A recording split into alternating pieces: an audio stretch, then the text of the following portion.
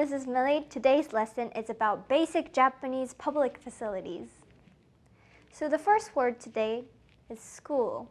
We call it 学校. For college or university, we call it 大学. And for high school, we call it 高校. Middle school, 中学校. And elementary school, 小学校. If you want to say you're a college student, you can say 大学生. And for other kinds of school, you can just add 生, which means student. And you can say 高校生, 中学生, 小学生.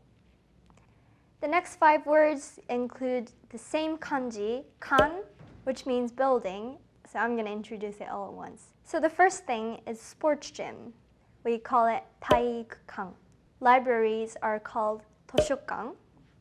Museums are called 博物館. And the art museums, which are specifically for paintings, are called 美術館. And lastly, movie theaters are called 映画館. As for regular theaters though, for like play or orchestra performance, we call it 劇場. If you're going to live in Japan or if you are living in Japan, next 4 words will come in handy. The first one is post office. We call it 郵便局. Japanese post office usually have this special bank attached to it. So if you go to a post office in Japan, you can also withdraw your money at the ATM right next to it. So as a college student, it's really useful to have the post office bank account. The next words are city hall or ward hall. We call it 市役所 or 区役所. Japanese city hall is only open on weekdays usually, and it closes really early too. It closes at like 3 or 4 p.m. It's really hard to go there and finish your paperwork or something if you're working or going to school. So you really need to schedule it beforehand. Next word is park. We call it 公園. When I was in America, I saw some people working out in parks without their shirt on, but I believe that it's not allowed in Japan. So if you do that in Japanese parks, I think you're gonna get caught or get told off by a police officer. So please keep that in mind. The next word is hospital. We call it 病院. I'm pretty sure you can find so many hospitals around you when you're in Japan. And especially if you don't speak Japanese, it could be hard for you. So I'm going to tell you a couple of things. First of all, Red Cross Hospital is called 赤十字病院. And another thing is that we have like an all-in-one hospital. So when you don't know what exactly is going on with your body and don't know which department to get checked, you can just go to the all-in-one hospital, which is called 総合病院 or 中央病院, Central Hospital.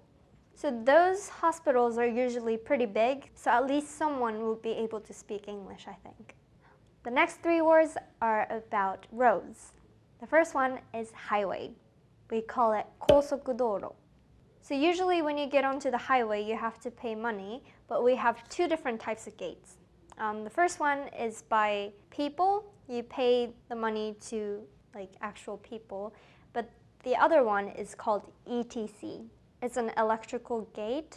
If you have this special card in your car, you can just go through the electrical gate without stopping. Well, you have to slow down a bit, but you don't have to like stop and take out your wallet or anything. So if you're using the rental car in Japan, it'll be nice to have the ETC as well.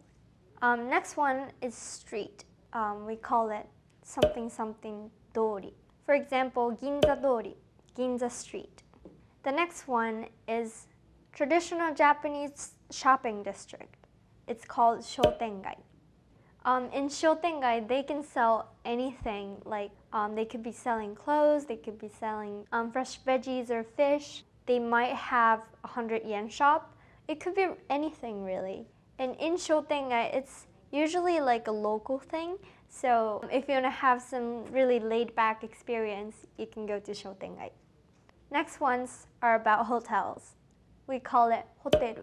Pretty simple, but in Japan, we have another kind of hotel, which is a Japanese traditional inn, and we call it ryokan. In ryokan, you can usually stay in a tatami room with futon, so you can experience sleeping on the floor. Also, they usually have onsen in it, so if you want to stay in ryokan instead of a hotel, you have a pretty good chance of experience all that. Today's last words are about parking. Car parking lots are called chushajo. Chu means parking, sha means car, and jo is place. So for parking bikes, the place is called churinjo. Ring means wheel. So this is Millie. I hope you enjoyed this lesson, and I'll see you in my next one. Bye!